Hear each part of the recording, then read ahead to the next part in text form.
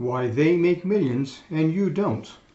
In this video, we are going to discuss why Katelyn Gleason, a non-technical person, makes millions in the technology business. Before we discuss Katelyn's aha moment, there is something you should know. Most people think that aha moments occur on the spur of the moment, or something similar to like getting struck with a bolt of lightning. But that is a myth. Aha moments occur at the end of a process comprised of crossroad moments. Okay, so what are crossroad moments? Crossroad moments are those times in your life or in your career when you are faced with making an important and sometimes an uncomfortable decision. When faced with a decision like this, most people choose to go with the flow and choose the popular and the most crowded road, as you see here in the picture. In other words, most people accept the status quo. However, a few people, like Katelyn Gleason, they choose the road less traveled and they challenge the status quo. Also, it is important to note that each crossroad moment builds upon the prior crossroad moment. One way or another, the crossroad moments are all interconnected. So why should you care about the difference between an aha moment and a crossroad moment? Because when you right brain your crossroad moments, you dramatically enhance the value of your aha moment, and you increase the probability of making millions. In Katelyn Gleason's case, she had 5 distinct crossroad moments before she had her $1,000,000 aha moment. These 5 crossroad moments were the key to Katelyn unlocking and discovering her aha moment. Let's review each of Katelyn's 5 crossroad moments. Crossroad moment number 1, the shirt. Katelyn and her siblings were raised in Long Island, New York.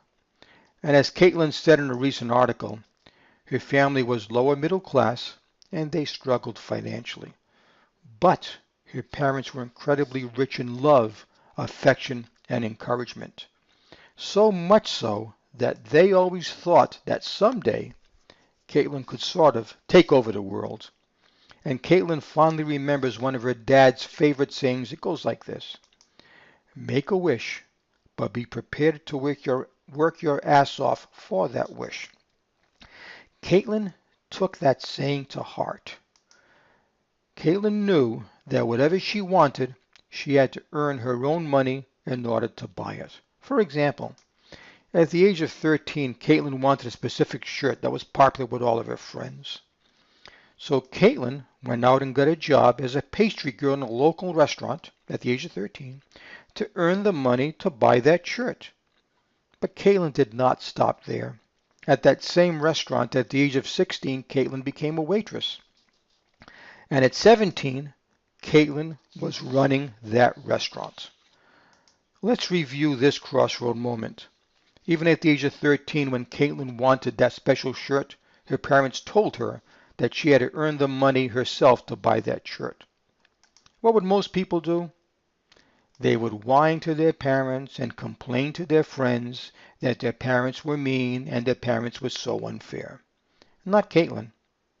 She didn't whine and complain. She went out and got a job to earn the money to buy her own shirt.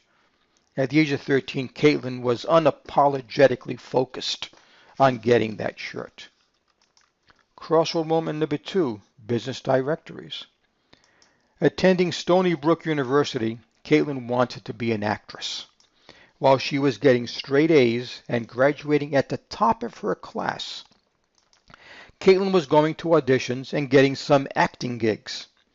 But she did not get enough acting gigs to pay her bills. So Katelyn got a job selling business directories. Now this is before LinkedIn became so popular. Katelyn attended sales training and she learned the sales script and how to handle objections. To Katelyn, it was like learning the lines of a new play. No big deal. And like everything that Katelyn did, she gave it her all. Well, to no one's surprise, Katelyn did extremely well in selling business directories. So well, in fact, that at the age of 20, Katelyn was managing a 40-person sales force and making over six figures. Let's review this crossroad moment. When faced with a difficult but an important task, you have two choices. What do most people do? They figure out what they need to do in order to succeed and then do a little bit more, and they hope that they're not sorry at the end that they didn't succeed. Not Katelyn. Katelyn gives it her all, and she has no regrets if it is not enough. Katelyn is unapologetically obsessed with doing her best. Crossroad moment number 3, the shattered dream. As a child, Katelyn dreams of performing on stage. At Stony Brook, Katelyn majored in theater and went to as many auditions as she could in her spare time. Again, Katelyn gave it her all. But finally, at the age of 23, Katelyn became so frustrated with the acting profession that she decided to direct her efforts elsewhere. But where? Katelyn still wanted to make a real dent in the world, so she went through what she calls an existential crisis. Katelyn became a voracious reader of biographies about how the Ben Franklins and the Leonardo da Vincis of her generation were being formed. And after much research and much thought, Katelyn decided to pursue technology. But wait a minute, Katelyn was an actress, an artist. She knew nothing about technology, and up until this moment, she really didn't care about technology. But technology it was. So Katelyn, knowing that she was good at sales, decided to find a sales position in a technology company. Listen to her logic. Number one, she would make money selling because she was good at sales. Number two, her employer would make a profit on her sales because she was good at sales. And number three, her employer would teach her about technology. Everybody wins. Let's review this crossroad moment. When you realize that your dream is not what you thought it would be, what would most people do?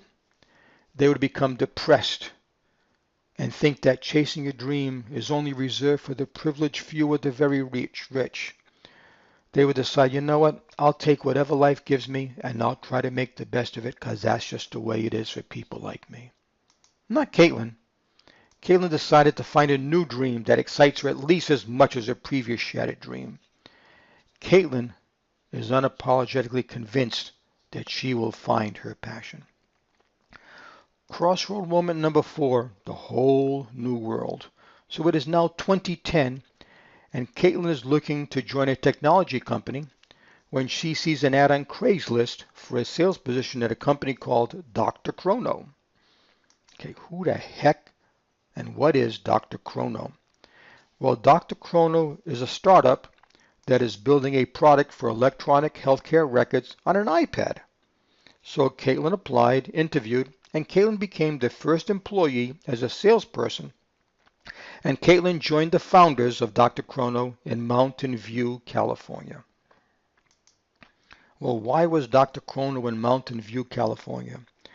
Because they were fortunate enough to be invited to develop their product at the prestigious Y Combinator in Silicon Valley. Okay, Frank, what is Y Combinator? Well, Y Combinator is an American seed accelerator. Twice a year, Y Combinator invests $120,000 in getting a large number of startups to work with them, and they have to move to Silicon Valley.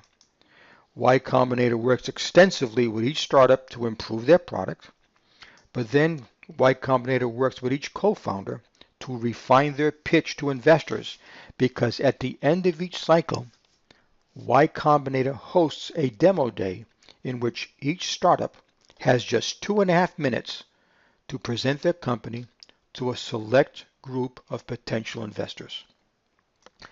Getting invited to participate in Y Combinator is a new entrepreneur's dream. Katelyn thought, wow, what a great opportunity. She says, I will become immersed in something called technology. I will become immersed in the healthcare market, and I will learn something about this thing they call HIPAA, whatever the heck that is.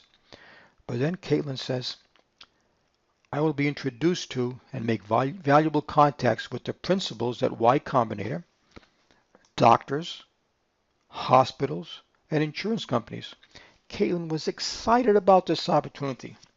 Well, it's a good thing Katelyn was excited because the founders of Y Combinator did not know how to sell, and they were not interested in learning how to sell.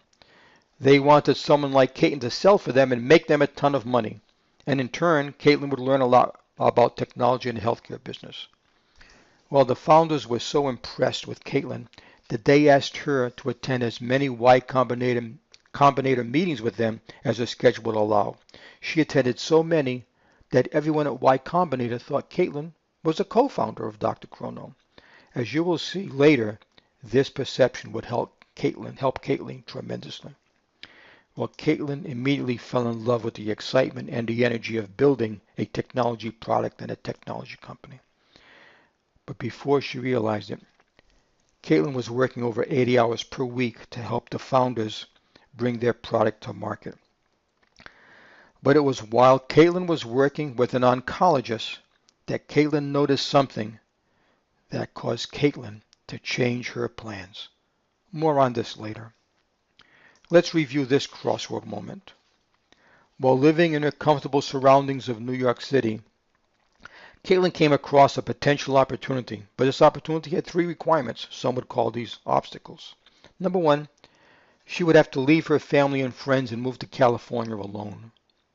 Number two, she would be entering the technology field, something she wanted to learn, but she knew nothing about. And number three, she would be entering the healthcare field, again, something she knew nothing about. What would most people do? They would look at these three obstacles and they say, no way, this is way too much change in way too short a time. I'll just stay where I am and find something more comfortable and closer to home. But not Katelyn. She looked at these three requirements as positives and she jumped at the opportunity because it provided Katelyn with the biggest opportunity to take her life to the next level. Katelyn is unapologetically obsessed with chasing her dream. Crossroad moment number 5, the problem. Katelyn was working with one of the top oncologists in the country, but instead of spending all of his energy on curing his patients of cancer, he was distracted because he had $5 million of receivables tied up because his staff had made mistakes in determining the eligibility and reimbursement requirements for his services. Katelyn thought how sad and how dumb. So Katelyn researched the problem, and she couldn't believe what she learned in her research. Our government had set up a patient eligibility and reimbursement system many, many years ago, and the system had not been updated in years. And since the system was run by the government in D.C., it was close to impossible to change. You had to adapt your practice and billing to the system, or you will not get paid. So before a doctor could perform a procedure, they must determine the patient's eligibility and the insurance reimbursement. So the doctor had to go out and hire a staff of clerks to man phone banks who would manually call each insurance company every time. Many times his staff would be put on hold. When the insurance company came back, they would verbally give the patient and procedure information to the insurance company. They had to write it down. Then they would wait for the insurance company to verify the patient's eligibility and reimbursement amount, and then and only then could they schedule the procedure. It was an administrative nightmare. Katelyn thought this was nuts. She said, with today's technology, there must be a better way. She didn't know yet how to solve this problem, but she had confidence in herself that with a lot of hard work, remember her childhood, Katelyn would solve this problem. So what did Katelyn do? She quit her job at Dr. Chrono to start her own company. Let's review this crossroad moment. Katelyn uncovered a major problem with our government healthcare system that needed to be solved. what would most people do? They would think that, whoa, this problem is way too big for them to tackle. As a matter of fact, if one person can solve it, it would have already been solved by now. So I'll just take the way it is because that's the way it is, and I'll continue doing what I'm doing. Not Katelyn. She thought, this is an opportunity to make a difference. I know it won't be easy, but if I work hard enough, I will solve this problem. Katelyn is unapologetically convinced in her ability to solve this problem. Before we get to Katelyn's aha moment, let's review each of the lessons learned by Katelyn from her 5 crossroad moments. Crossroad moment number 1, the shirt. Katelyn learned that success is earned, not given. Crossroad moment number 2, business directories. Katelyn learned that if it's important, give it your all. Crossroad moment number 3, the shattered dream. Katelyn learned, always have a dream you aspire to. Crossroad moment number 4, a whole new world. Katelyn learned that growth occurs outside of your comfort zone. And crossroad moment number 5, Katelyn learned that solve a problem that they have, but that they don't want. Let's get to Katelyn's aha moment, the solution. So Katelyn started a new company. She had $5,000 in the bank, and since she no longer had a job at Dr. Chrono, she had time, and boy did she have time. Well, everyone told her that since she was starting a technology company, it was mandatory that Katelyn recruit a technical co-founder. So Katelyn had to answer this question for herself. Do I go out and recruit a technical co-founder, or do I do it myself? Well, Katelyn contacted a family friend who was in high school, and this person knew how to code.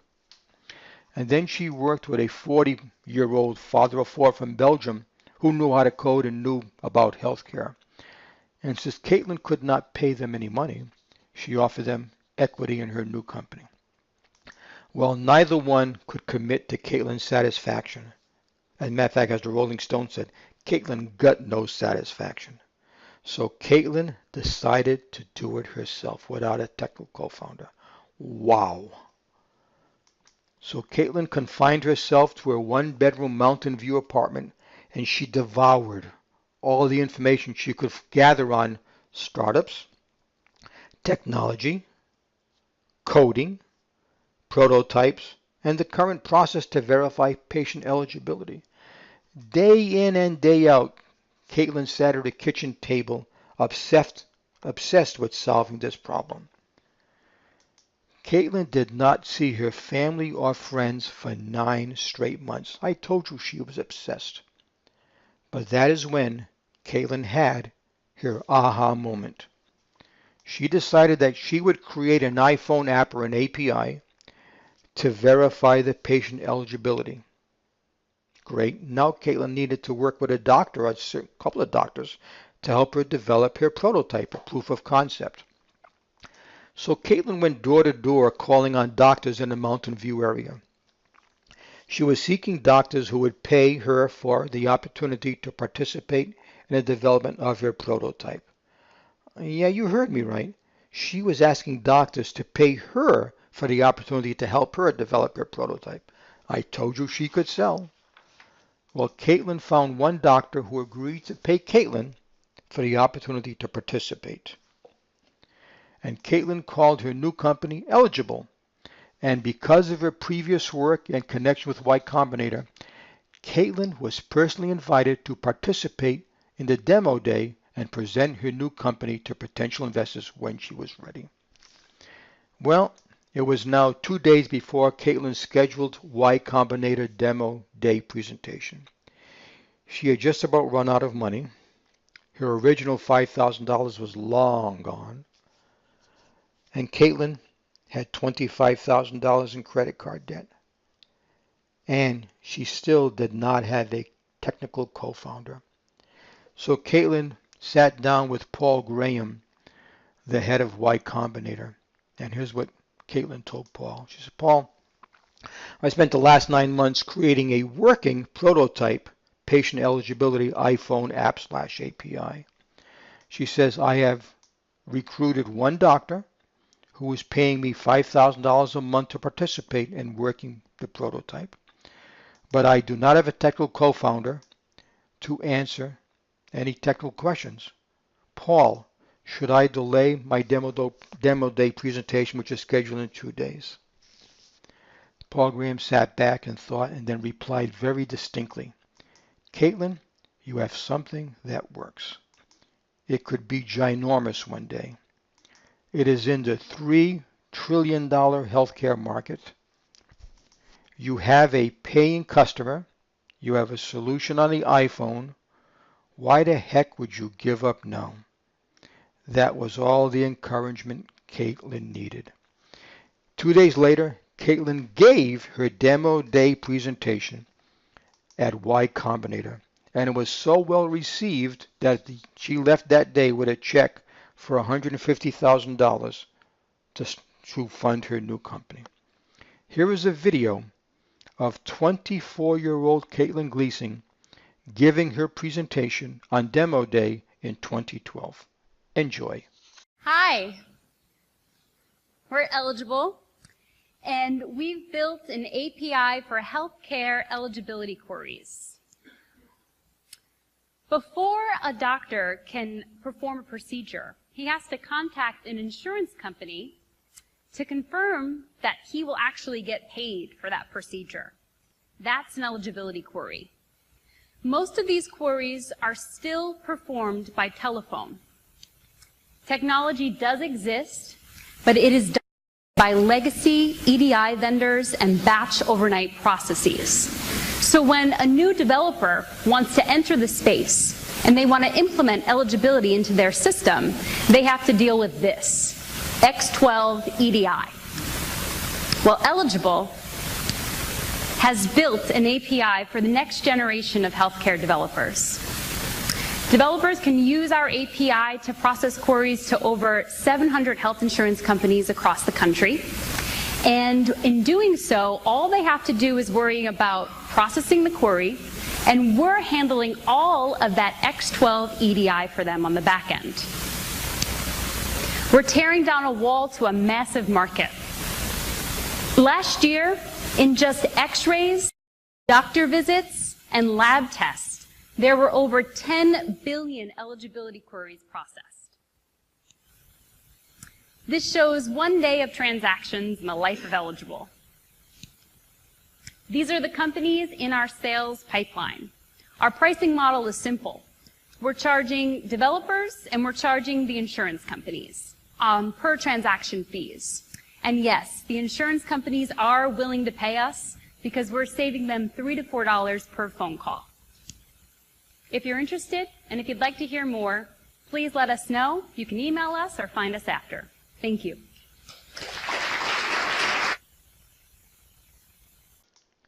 Let's review this aha moment.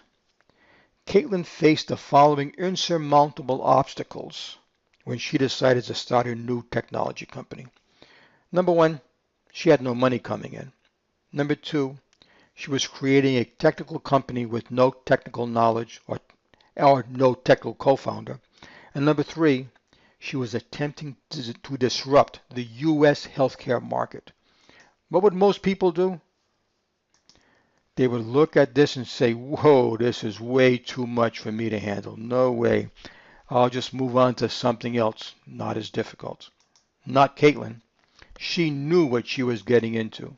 She was excited by the challenge, and she couldn't wait to get started and give birth and uncover her aha moment. Katelyn is unapologetically proud of her capabilities. So where is Eligible today? Today, Eligible processes millions of transactions per month. They have 50 employees, and to date, Katelyn has raised $25 million.